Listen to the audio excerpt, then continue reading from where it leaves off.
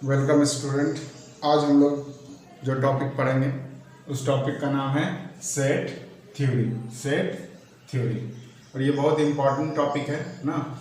तो सबसे पहले हम लोग पढ़ेंगे definition of sets. Definition of sets क्या है? Set is a collection of some well defined distinct object which are independent of order ना। सेट क्या है? सेट है कलेक्शन। किसका collection? Some well defined distinct objects का जो कि इंडिपेंडेंट ऑफ ऑर्डर ना। मतलब इस सेट का डेफिनेशन में 3 टॉपिक्स मेनली आता है। सबसे पहले जो कलेक्शन होगा वो मेरा क्या होना चाहिए? Well defined. क्या होना चाहिए? Well defined. जो भी हम लोग कलेक्शन लेंगे वो वेल डिफाइंड होना चाहिए। वेल डिफाइंड का मतलब क्या होता है? कलेक्शन में ऐसा कुछ नहीं होगा कि इसको लेना है या नहीं लेना है, लेना है या नहीं लेना है, एकदम प्रॉपरली होगा। ठीक है। दूसरा जो टॉपिक्स है वो डिस्टिंक्ट।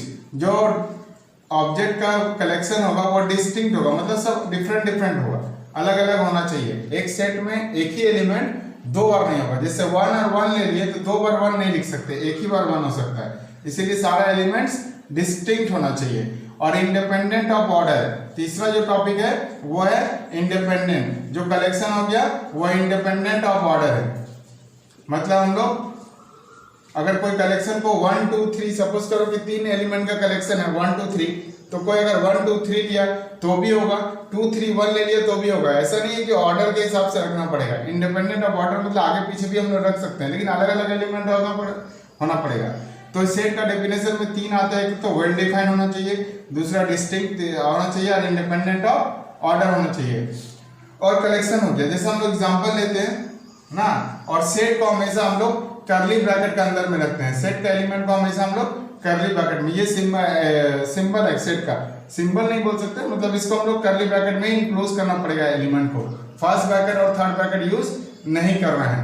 तो set is a collection of some well defined object distinct object which are independent of order. और ऑब्जेक्ट को हम लोग क्या बोलेंगे? एलिमेंट। इसका मतलब सेट का डेफिनेशन में 3 प्रॉपर्टीज आता है, वेल डिफाइंड, डिस्टिंक्ट और इंडिपेंडेंट ऑफ ऑर्डर।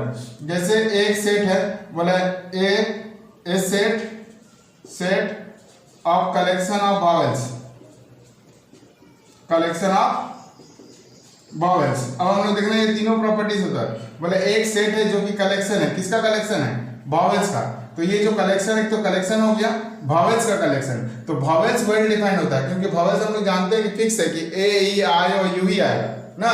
तो ये वावेल्स वेल डिफाइंड हो गया, क्योंकि इसमें कौन सा आएगा कौन सा नहीं आएगा इसमें कोई कंफ्यूजन नहीं है, कि वावेल्स सीमित है कि ए ई आई और यू ही आएगा, तो वो मेरा वेल डिफाइंड है।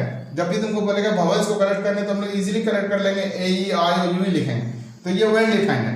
डिस्टिंक्ट है, सारा वावेल्स अलग अलग लेना है, ए ई आई और यू सारा अलग से। इंडिपेंडेंट ऑफ ऑर्डर मतलब हम किसी को भी आगे पीछे रख सकते हैं।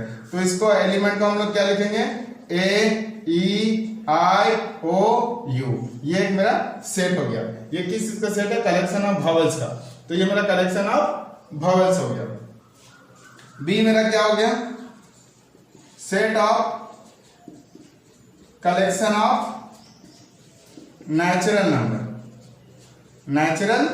नंबर। मेरा बी सेट है जो कि कलेक्शन ऑफ नेचुरल नंबर है। तो कलेक्शन ऑफ नेचुरल नंबर, हम लोग नेचुरल नंबर जानते हैं, हम अभी डिस्कस भी करेंगे। नेचुरल नंबर मेरा 1 से स्टार्ट होता है, 1 2 3 4 5 चलता ही रहेगा ना। तो ये भी वेल डिफाइंड है, 1 2 3 4 डॉट, लेकिन ये इनफाइनाइट है, चलता रहेगा, कभी खत्म नहीं होगा ना। इनफाइनाइट सेट है, लेकिन ये वेल डिफाइंड है, क्योंकि इसके अलावा कोई नंबर नहीं आएगा। इसमें कोई कंफ्यूजन नहीं है, कोई नहीं बोल सकता कि सर 5 को लेना है नहीं लेना है, 5 तो आएगा ही, नेचुरल नंबर है ना। तो ये वेल डिफाइंड है।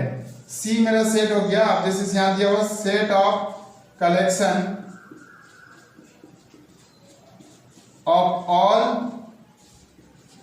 फैट बॉयज इन योर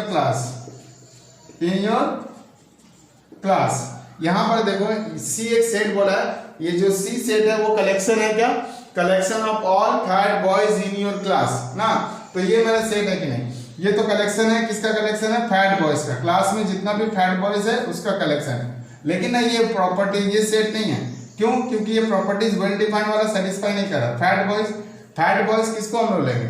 जैसे यहाँ पर मेंशन नहीं किया कि फैट बॉयज किसको किस तरह से मेजर करेंगे।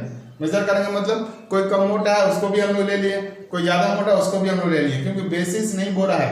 हाँ, अगर क्वेश्चन में मेंशन रहता कि above 60 kg consider fat boy, जिसका वेट 60 से ज्यादा हो जाएगा या 70 से ज्यादा हो जाएगा, वो फैट बॉयज में कंसीडर होगा, तब फिर वो अनडिफाइंड हो सकता था। तब हम लोग इजीली कलेक्ट कर पाते हैं, क्योंकि जिसका वेट करके देख लेते हैं कि 70 से या 60 से ज्यादा है, वो मेरा फैट बॉयज होगा। तो ये कलेक्शन है, लेकिन फैट बॉयज का जो कलेक्शन दिया, ये फैट बॉयज वेल डिफाइंड नहीं है। किस बेसिस में फैट बॉयज लेना है वो मेंशन नहीं किया है, इसीलिए हम इसको क्या बोलेंगे, ये मेरा सेट नहीं है, not a set, not a set. अब यहाँ पर डी एक सेट बोला, set of collection of all short boys in your class. ये भी देखो वेल डिफाइंड नहीं है। शॉर्ट बॉयज, ये जो शॉर्ट बॉयज बोला वो शॉर्ट बॉयज का डेफिनेशन नहीं दिया हुआ है। शॉर्ट बॉयज किस बेसिस में होगा, नॉट ए सेट। अब जो 5 फुट है उसको भी शॉर्ट ले सकते हैं, जो 4 फुट है उसको भी शॉर्ट ले सकते हैं, क्योंकि शॉर्ट बॉयज का डेफिनेशन नहीं दिया। हाँ, अगर यहाँ पर इसमें मेंशन रहता है below 5 foot consider fat boys, short boys, तो हम लोग उसको सेट में ले सकते थे, लेकिन यहाँ पर मेंशन नहीं किया हुआ है। तो ये जो पहला दो सेट था वही मेरा सेट वेल डिफाइंड था, क्योंकि हम इसको कंसीडर ले सकते हैं कि कौन सा आएगा कौन सा नहीं। बी भी मेरा नेचुरल नंबर का सेट है, वो भी मेरा वेल डिफाइंड है, क्योंकि नेचुरल नंबर 1 2 3 4 5 भी होता है।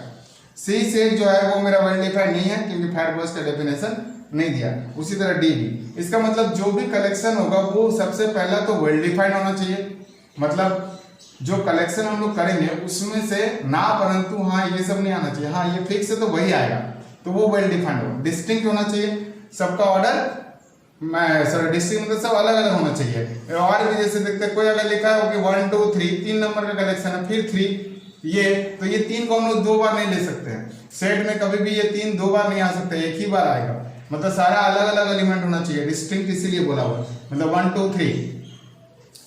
और क्या, independent of order. Independent of order मतलब इसको आगे पीछे लिखेंगे तो कोई फर्क नहीं पड़ेगा। 1 2 3 कोई लिखता है तो भी ठीक है, अगर कोई 2 3 1 लिख दिया तो भी ठीक है, और कोई अगर 3 2 1 लिख लिया तो भी सेम ही है ना। इसीलिए order independent of order, order maintain करना जरूरी नहीं है कि हमको पहले 1 फिर 2 फिर 3 रखना पड़ेगा, असेंडिंग में रखना पड़ेगा या डिसेंडिंग में, ये रखना जरूरी नहीं है, इसीलिए इंडिपेंडेंट ऑफ ऑर्डर है। तो ये मेरा हो गया definition of set. Set is a collection of some well defined object which are independent of order. The objects are called element. इसका मतलब इसका 3 प्रॉपर्टीज आता है, एक तो वेल डिफाइंड, दूसरा डिस्टिंक्ट, तीसरा इंडिपेंडेंट। ये कुछ एग्जांपल्स है सेट का।